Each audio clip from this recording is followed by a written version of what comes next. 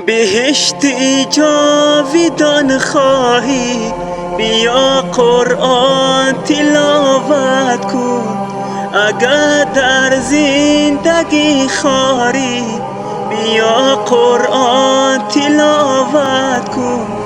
بهشتی جاویدان خواهی، بیا قرآن تلاوت کن. اگر در زندگی خاری، بیا قرآن تلاوت کن.